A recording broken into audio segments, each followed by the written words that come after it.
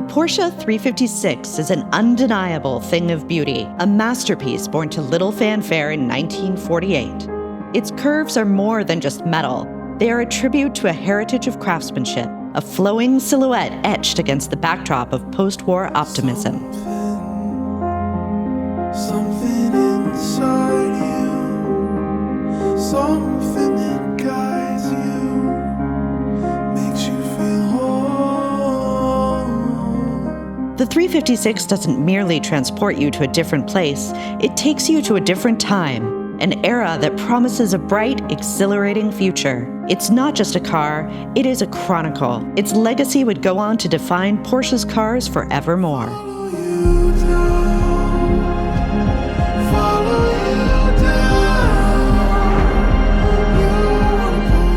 We're Amy and Alex Haugland. And this is our 1961 Porsche 356 Super 90 Roadster.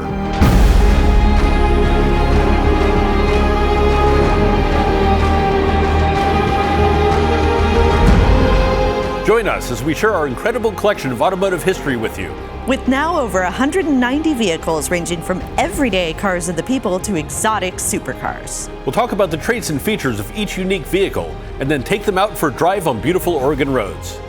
Finally, we'll award points for each episode's car to determine where it ranks in the Haugland Collection. We're glad you're here for this episode of Everyday to Exotic.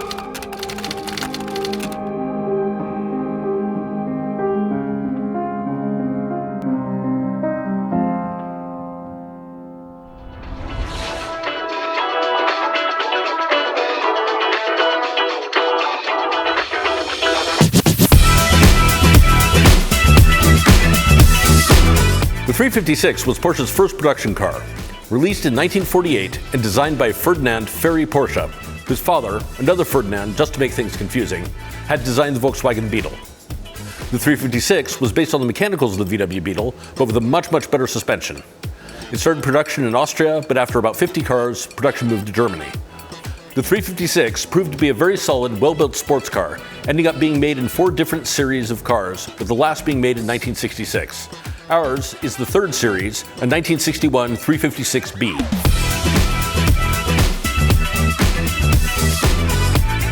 One of the things that I love the most about the 356 is how streamlined it is. You'll notice there's not a single flat surface on this car. Many different coach builders built these cars, but they were all built to Porsche's designs.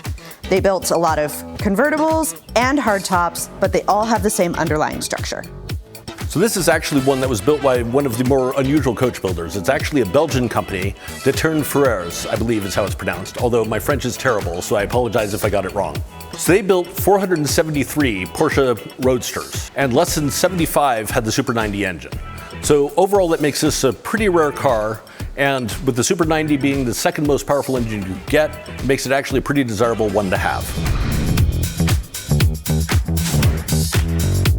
So I like chrome, but one of the really nice things about this car is that the chrome is tasteful. It accentuates the lines of the car. It's like wearing just the right amount of jewelry. Not too much, so it's not gaudy, just enough to accentuate the natural beauty of the car. On top of that, a lot of the chrome and everything on this car is fairly functional. I mean, you've got things like the hood spear here. That's your handle to open the hood. You've got the trim around the headlights. You've got the side marker lights. The only not necessarily functional one is the strip that runs down the side of the car. However, your door handle is integrated in that. It fits really nicely. The bottom strip has a little rubber insert that helps protect the door and keep the car from getting dinged, theoretically, except that you'd have to only be parking with other really low cars, not modern SUVs. The other thing I really like is that the bumpers are actually color matched rather than all chrome, but they have that wonderful chrome and rubber accent piece on the front, along with the overriders. It just looks really classy.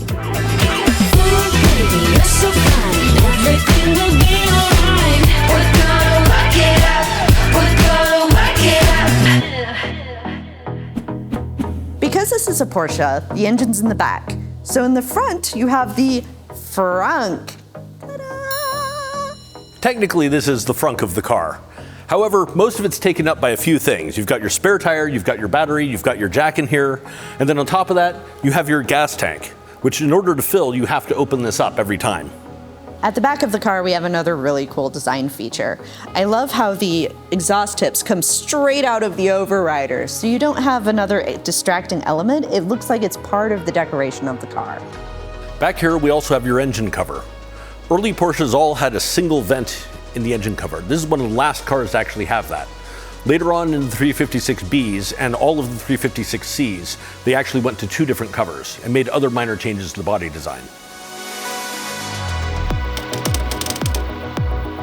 So the engine of this is based on that of the Volkswagen Beetle, and when you look at it, it has a lot of the same styling. In a lot of ways, this is a lot like a Volkswagen engine in design. It's horizontally opposed, it's air-cooled, it's got carburetors on each side, which is unique to the Porsches as opposed to stock Volkswagen. So one of the downsides of Porsches of this era is that this car and pretty much all the ones earlier and quite a few after were 6-volt electrics. That meant that they have dim headlights and slow cranking engines, running off of kind of a small underpowered battery. And really the big downside of that is this is a mechanical fuel pump here on the engine. And you have to pull fuel all the way from that tank up in the front, all the way to the back if the car sits for a while to fill up the carburetors and get it to start. And that actually can take quite a while and can cause the battery to drain really quickly. That said, this makes significantly more power than any Volkswagen Beetle engine at the time. And as it's basically the same mechanism as what's on the frunk, to close this, you lift up, lower it down, drop it in place. That's it. Welcome to the interior. So the interior for this car is all original except for the steering wheel. The steering wheel is aftermarket, but it is era correct. Leather seats, wool carpet, pretty basic. No glove box. The luxury of this vehicle is the AM/FM radio. That was a very expensive dealer feature at the time. One of the things that I love about this era of cars generally is the metal dashboard with the matching color to the exterior. I love details like that. It feels like it brings the outside of the car into the inside. The top folds down behind the seats. It's pretty easy to put up and take down. Heating the car comes from warm air blowing over the engine, through the transmission tunnel, and then through vents such as these 2 on the dash in order to heat the cockpit. The one problem with that is if your engine bay smells a little bit, your fuel's not very nice, and then all of those smells come into the car. This is a very secure car. There's a lock on the gear shifter, a lock under here that keeps the frunk closed, and also this pocket. This is basically your glove compartment. That's where you'll keep your registration and everything. One disadvantage from a driving point of view is that all of these knobs are unlabeled. I have no idea what any of them do until I pull them. Trying to remember which one actually is the wiper switch. I think that's over here. Not that one. That's the cigarette lighter. See, that would be awesome. And this one is yours. Or is this my headlights? Is this my headlights? Nope. These my wipers? No. Guess again. Right, time to take it for a drive. Let's roll.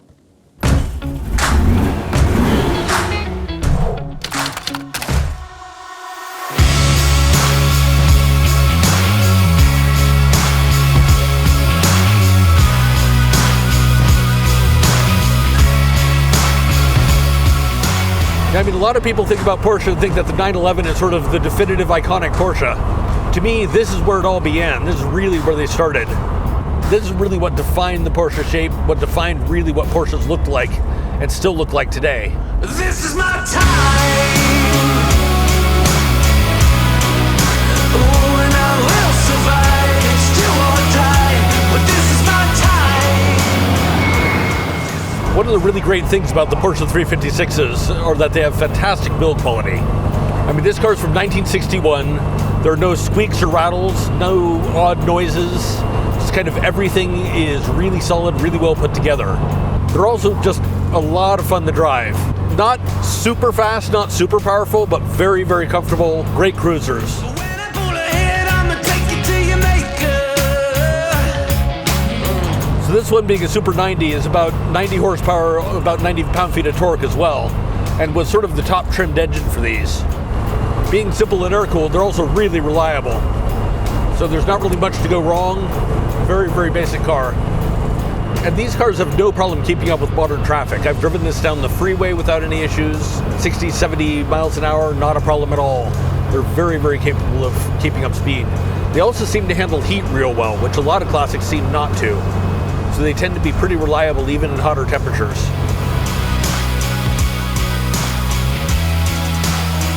So steering here is actually really good.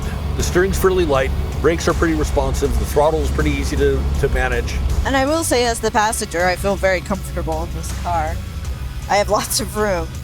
I mean, we've got quite a few Porsches. We've got a 930 Turbo, we've got a 911 Targa, air-cooled, all sort of the same vintage. Another 356, a 944 Turbo, we've got a 914. Of all the Porsches we own, this is probably my favorite to drive. It's not the fastest, but it's just an absolute pleasant car to take out on roads like this. It's really a good car for Oregon. So I like this car a lot. It is pretty easy for me to drive. It makes me feel very cool to drive a convertible, especially one of this vintage. My legs are strong enough to handle it. It steers very precisely, which I appreciate very much. Part of that is it's got a huge steering wheel, so that makes it a lot easier. Yep, and it's not a huge car, front to back. I mean, it's, decent size, but it's not huge. Oh, that view is beautiful. Yep. Gorgeous. I give you that serotonin boost. Growing up, again, I knew almost nothing about cars, but when I figured out what a Porsche was, and then somebody said, describe a Porsche to me, this is what I thought of when I thought of a Porsche. And I couldn't tell you what exposure I had to this earlier car when I was growing up, because of course I grew up in the late 70s, early 80s, when, the Porsche 911 was big. I mean, in a lot of ways, you can see why this became an iconic car of its era. Oh, absolutely. It's not like really much of anything else that was out there at the time as far as sports cars. And it's also the kind of car that you see in design posters. You'll see things like there are iconic shapes like the VW Bug, the Vespa. If you see a Vespa, you recognize what that is. You see this car in posters that people would put up just to decorate their homes because it's a symbol of the era, as opposed to simply a car that car people enjoy. It's a crowd pleaser. It's a happy, looks like what it is, behaves like what it is. 1960s sports car.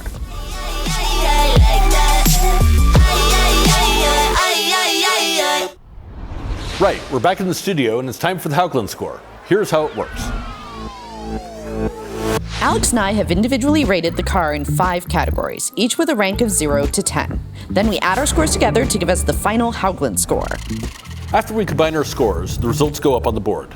Our first category is performance. This is everything from how the car handles and accelerates to driver feedback and the overall pure driving experience. So I gave it a 7. In a lot of ways, it's a really nice performing car. It's comfortable to drive. It gives you good feedback through the steering and the brakes. It's not the fastest, it's not the slowest. Above average, but not necessarily the best. And I also gave it a 7. The steering is fairly precise. It feels very reliable. I feel like it will do what I ask it to do. It has get up and go when I need it, but it doesn't feel like it's going to get out of hand. The next category is style. This is all about the aesthetics, the lines and how the car looks and feels, even when it's standing still. So I gave this an 8. The Porsche 356 is my favorite kind of Porsche. I love the chrome and the lines are impeccable. So interestingly, I gave it a 6. And it really isn't this car's fault in a lot of ways. The problem is Porsche has done such a good job of defining their DNA so that you can tell it's a Porsche just by looking at it. Yes, this is where it started. It was original once, but it hasn't been original in a long, long time. So the style's nice, but it's not quite as adventuresome as some other cars. It's basically like when you've seen a reference to a classic film a bazillion times and then you finally see the classic. It feels overplayed even though this was the first time they did it. Exactly. The third category is drivability. This covers the practicality of owning the car and its ability to be used as a daily driver. I actually gave this car a 6 as drivability, which is kind of surprising for a convertible. But it's a pretty good convertible. And if you live somewhere like San Diego or whatever, where it doesn't rain a lot, you literally could hop in this car and drive it absolutely everywhere you wanted to go. The only downside is things that all convertibles suffer from, which is you have to set up the top, you have to take it down, you always have the risk of a little bit of rain getting in. At the end of everything, I gave it a 7, mostly because I enjoyed driving it. I would take it to the grocery store. I would totally park this anywhere. There's just not a ton of room in the frunk. It's just a really lovely car, but it's not like the ultimate convenience car. Our fourth category is significance. This includes the car's significance to the automotive world in general, and the car's significance to our collection in particular. So I gave it a 6.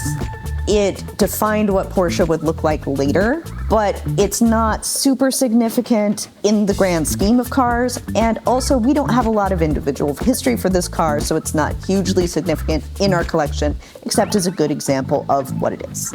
In a lot of ways, I agree with you about the significance of this car in our collection. It's not our first Porsche 356, it's our second, and it's a really nice car to drive, but we don't necessarily have much history to go with it. In this case, really, my score of 7 comes more from the significance it has to Porsche itself as really the foundation of the company and really the launch of the design.